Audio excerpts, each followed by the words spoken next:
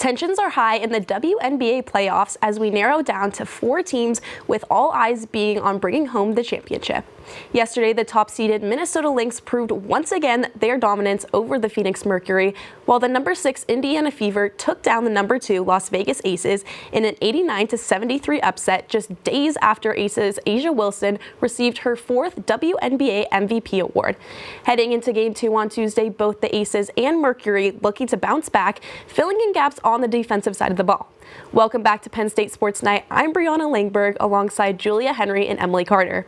Tonight we are breaking down the recent action in a close WNBA postseason and spotlighting the excitement around the recipients of the 2025 WNBA awards. So starting with you, Julia, I want to go back to that game between the Fever and the Aces.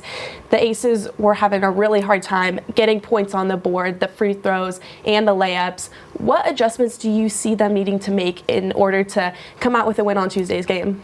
Definitely. Talking about the Aces, they do have the first ever 4-time MVP in A'ja Wilson, but she needs her teammates to step up. Dana Evans scored 14 points, more than her average. She normally averages about 6, so that was a huge bench contributor. Right. But the Aces really just couldn't break into the paint. And the paint is exactly where the Fever strive. They had 50 points in the paint, more than half of their points there. Just kind of crazy to see them be able to do that. And it was huge for the Fever because they had 6 players out and the Aces had a completely healthy roster. So really the Aces kind of need to regroup and figure out how to break down that Fever defense that they were just unable to break yesterday. No, yeah, absolutely. I totally agree with you on that. I mean, the Fever, they know how to pack the paint. And that's one thing that's going to be very intimidating for any of their opponents that they go up against. And I think specifically for the Aces, their offensive execution has really been shown to be vulnerable lately, and there's been a lot of gaps there.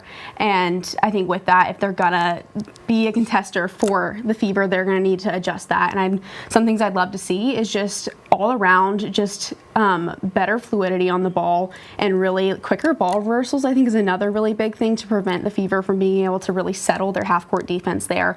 And ultimately, I'd love to see a little bit more of that pick and roll action from Plum and from Young. I think that's one thing that right there forces those mismatches and ultimately creates those kick-out opportunities for role players like Clark right there that I think are underutilized, but overall, really just overall improving that tempo and just their fluidity on the ball, and if they're going to be a matchup for the Fever's really intimidating defense. Yeah, I like the point you made about the Aces defense.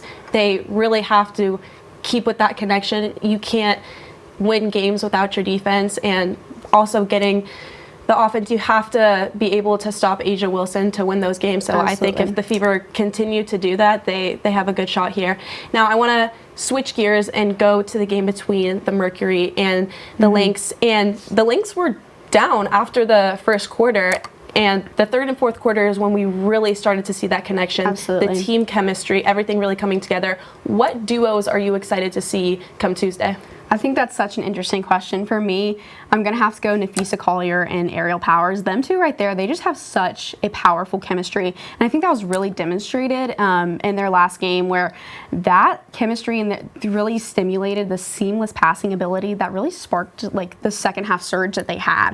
And I think that if they keep that up, can be really, really powerful. Thinking Mercury side, I would love to see like Alyssa Thomas and Taurasi, them two together. I mean, Alyssa Thomas is one of those players that's a little less flashy. Her game's less flashy, but she just has such a grit and tenacity that is so powerful on the court. And I think that paired with Taurasi's just scoring ability and just veteran leadership is one thing that's going to be really, really powerful. But if both duos, if they both step up, then we're up for a really tightly contested matchup.